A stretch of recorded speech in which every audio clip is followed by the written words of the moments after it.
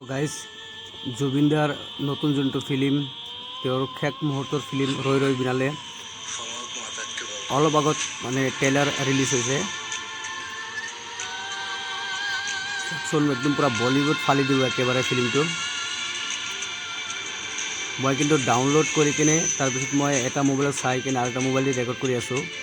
মানে একদম মানে ট্ৰেইলাৰখিনি চাই কিনে মানে তেওঁ মানে জানিছিল যে তেওঁৰ এনেকুৱাকৈ মৃত্যু হ'ব আৰু তেওঁ সঁচাকৈ ঈশ্বৰৰ পুত্ৰ আছিলে। মানে তেওঁ চব কথা আগতীয়াকৈ গম পাইছে।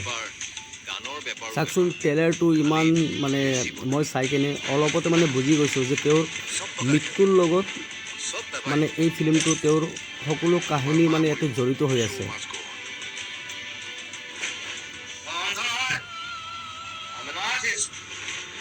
সি কিন্তু সঁচাই অন্ধ নহয়, তেওঁ কিন্তু অন্ধৰ দৰে থাকিছে, কিন্তু অন্ধ নহয়।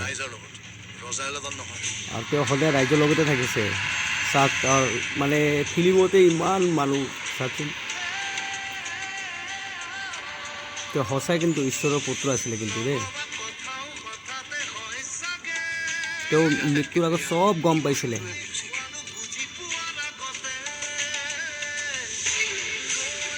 চাওকচোন চাই থাকিব হা, লাষ্টৰ চিনটো মানে বহুত মজা আছে, চাই থাকিব।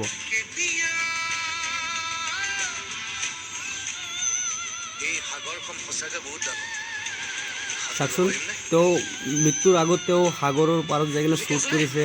এইটো চাওক, এইটো চিনটো মানে বেছি মজা লাগে। ফিল্মটো কিন্তু বহুত মজা হ'ব কিন্তু।